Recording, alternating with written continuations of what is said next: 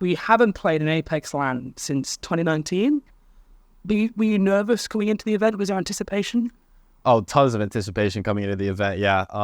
Honestly, I think it was just more excitement. The nerves aren't really there as much. Honestly, I was less nervous competing at this event than I have been at even some of the Halo events I was at recently. I think it's just because it feels like where I should be. It feels like it's right for me to be competing at these big Apex events, and it's awesome to be sitting in front of an awesome crowd here in London. So obviously, you're back in the Apex ecosystem, you're back playing an Apex event. Do you feel like you're back home where you belong? I definitely feel like I'm back home here in the Apex community. It's strange growing up with the Halo community for so long and then playing Apex, going back, and it didn't feel like it was my community anymore back in Halo. And when I left Apex, I mean, there was a stream of me getting very emotional, and even after I left back to Halo, it just didn't feel right. It never really felt right. So making the switch back and the warm welcome and all the people and the pros and the community members, it just feels like this is where I'm meant to be and probably will be for the remainder of my competitive career. How much did you feel like the game had changed from when you left to go back to Halo to then your return to rejoin FaZe ahead of that the first Pro League split this year? How much did you feel like the game had changed, and did that take some getting used to? The game had changed so much from when I had quit. I mean, it was a full year of a break for me, and characters, Seer became the big meta, and I had never played in a wallhack meta that was that intense. So learning how to play in a meta where everyone has all the information available, it was a lot different for me when I take quick angles, I do flanks, and I'm not able to do those when everyone has that type of information. So for me, I mean, it took a good 3-4 months. A lot of people were counting me out, thinking, maybe I couldn't adapt to this new meta.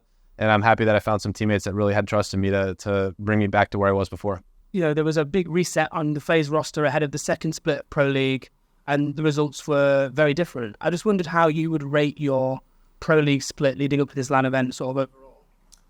I think the original FaZe team, it was a rush team. Slurp was very new to the competitive scene. Abduleli was not new, or he was new to IGLing. I was coming back from this big break. I think it's really unfortunate kind of how that ended up happening.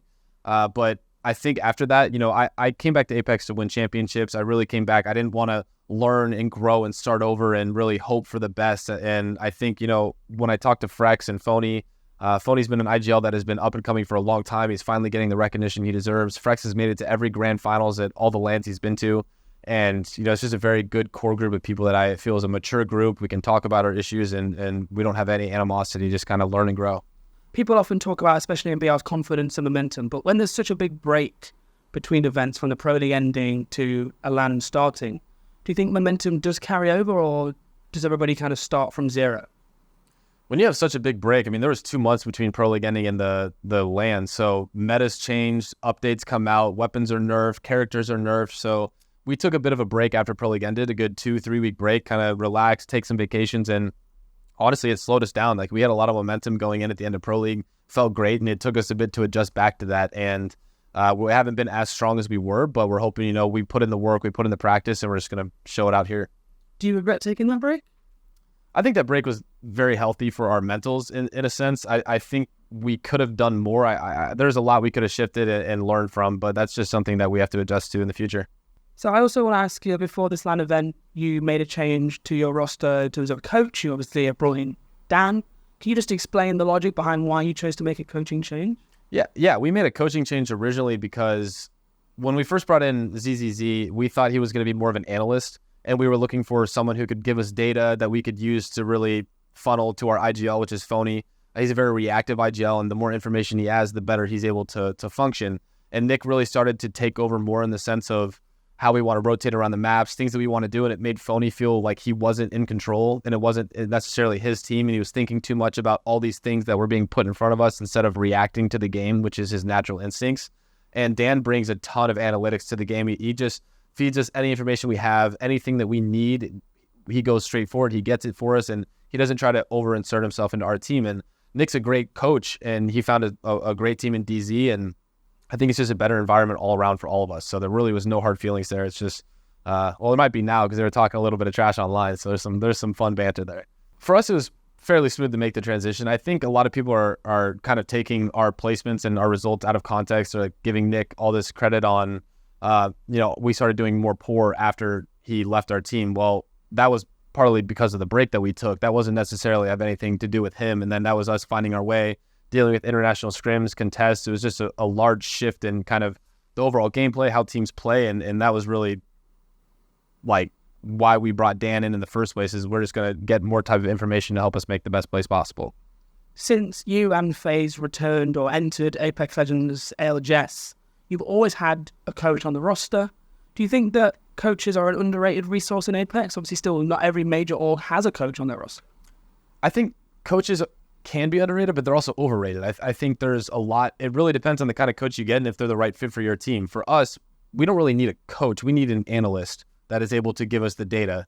I think there's a lot of people that can coach, but are they the right type of coach for your team? Do they help you with macro? Like, what is it that they're there for? So there's a lot of coaches I know that I've heard just don't do enough. I'm not going to obviously name anyone, but it really is just kind of, do they fit your puzzle the way that they need to? You don't have any playing points yet because of the roster change to get to the ALGS Championship. Do you feel pressure to make that event when you're on, an organization that is as prestigious as FaZe? The pressure to make championships, obviously we want to bring FaZe Clan the glory of holding a trophy up, and that's all of us. That's what we made this team for in the first place. And we put a lot of trust in each other. We knew that we were sacrificing playoff points. Both Frex was on SSG. He had playoff points. Phony had playoff points on ESA. And we could have teamed with Luda or Cody on the ESA roster with Phony and kept those playoff points going into it. But we wanted the team that we felt was going to be the best fit for us. And we put faith in each other to make it back to this LAN, to do well in Pro League, and then place in the finals to guarantee our spot at the championship. So that's what we signed up for. We knew what we were doing, and we're here to prove that we made that choice and it's going to be the correct one. Do you feel confident that you can deliver the playoff points you need to qualify for champs automatically? I feel absolutely confident in our roster. I think we got very unlucky today.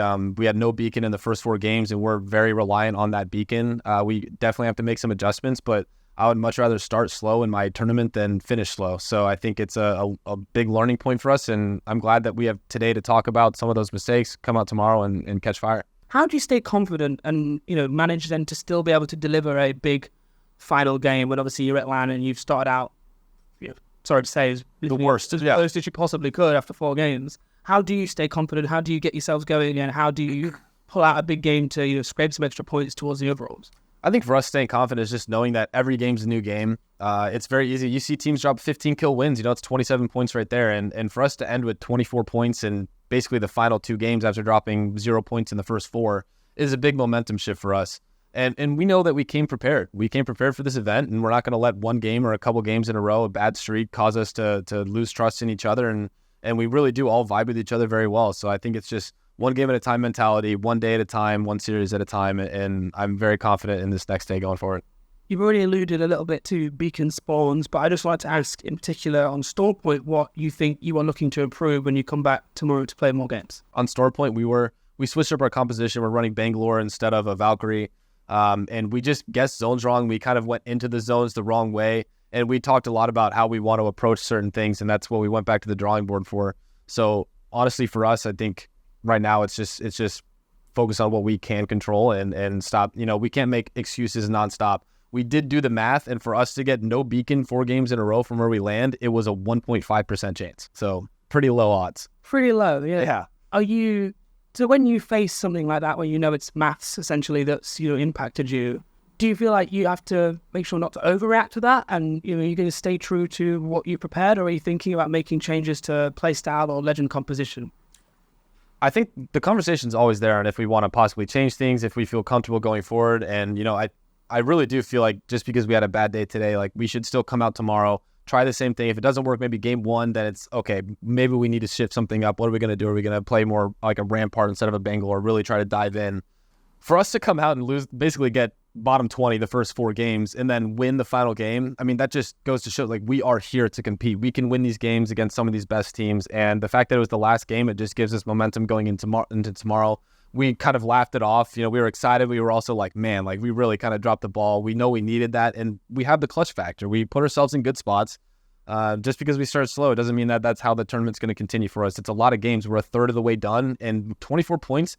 We did the math was we need to average around 33 to 35 per set, so we can make up those points lost in these next 2 sets.